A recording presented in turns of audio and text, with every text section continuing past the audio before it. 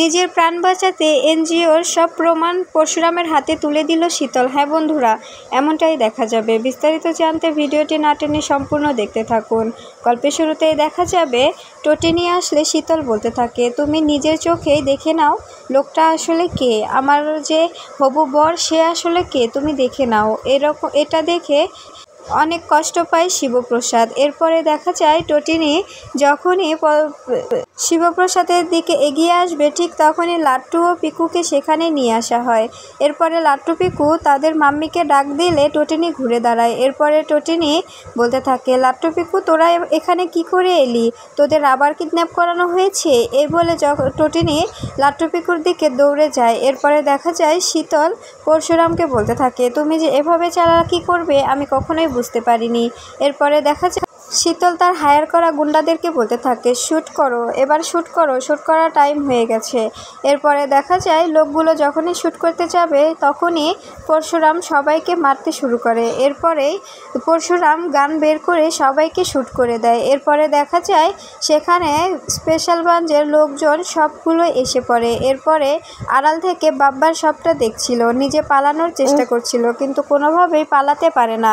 এরপরে দেখা যায় টোটিনি লাড্ডু পিকুর কাছে গেলে টোটিনির কাছে লাড্ডু পিকুকে ছেড়ে দিয়ে স্পেশাল ব্রাঞ্চের লোকজন পরশুরামকে বাঁচাতে চলে আসে। ঠিক তখনই মায়া গিয়ে টোটিনিকে বলতে থাকে, আপনি বাচ্চাদেরকে নিয়ে বাড়িতে চলে যান, এখানে থাকবেন না। তখন দেখা যায় টোটিনি বলতে থাকে, কেন, এখানে থাকলে কি হবে। তখন দেখা যায় মায়া বলতে থাকে, আসলে এখানে দেখছেন তো অনেক গোলাগুলি চলছে, তাই এখানে থাকা নিরাপদ হবে না। এই বলে টোটিনিকে বাইরে বের করে দেয়।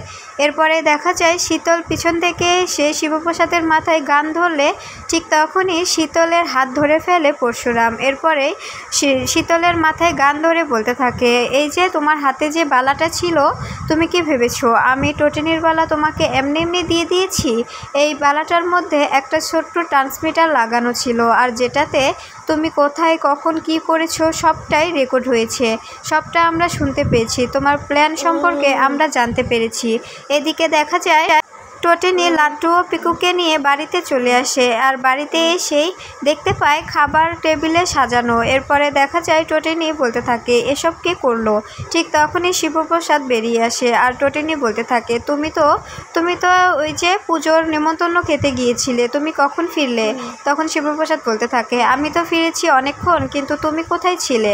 এরপর আমি ফেরার পথে তো তোমার বালাটাও রিপেয়ার করে এনেছি, এসে তো তোমাকে পাইনি, তাই আমি খাবার টেবিলে দিয়েছি, এসো তোমার হাতে আমি বালাটা পরিয়ে দিই। এরপরে দেখা যায় টোটিনের হাতে নিজের হাতে শিবপ্রসাদ বালাটা পরিয়ে দেয়। এরপরে টোটিনি শিবপ্রসাদকে জড়িয়ে ধরে বলতে থাকে, তুমি কখনো আমাদের ছেড়ে যাবে না তো, বলো তুমি কখনো আমাদের একা করে যাবে না। তখন দেখা যায় বলরাম শিবপ্রসাদকে ফোন করে আর বলতে থাকে, তুই যে খাবারগুলোর কথা বলেছিলি সবটা পৌঁছে দিয়েছি, পেয়েছিস তো। তখন শিবপ্রসাদ বলতে থাকে, হ্যাঁ সবটাই পেয়েছি। তখন বলরাম বলতে থাকে, আমি কিন্তু সেখান থেকে 2 পিস খাসির তান্দুরি ঝেড়ে দিয়েছি। এটা শুনে শিবপ্রসাদ হাসতে থাকে। এরপরে সবাই ঘুমিয়ে পড়লে টোটিনি ঘুমায় না। এরপরে টোটিনি বারবার সেই সব দৃশ্য মনে করতে থাকে। এরপরে যখনই চিৎকার দিয়ে উঠে তখন শিবপ্রসাদ এসে বলতে থাকে, কি হয়েছে। তখন টোটিনি শিবপ্রসাদকে জড়িয়ে ধরে আর বলতে থাকে, তুমি কি আমাদের কাছে কিছু লুকোচ্ছ। তখন শিবপ্রসাদ বলতে থাকে, তোমার এমনটা কেন মনে হচ্ছে, আমি তোমার কাছে কি লুকোবো বলো। তখন দেখা যায় টোটিনি বলতে থাকে, না তাই বললাম, তুমি আমাদের কাছে কিচ্ছু লুকিও না। এরপরে সকালে মুখার্জি বাড়ি থেকে নেমন্তন্ন করলে শিবপ্রসাদ সপরিবারে মুখার্জি বাড়িতে আসে, আর জিৎ টোটিনি ও শিবপ্রসাদকে অপমান করতে থাকে, ছোট লোক বলে অপমান করে।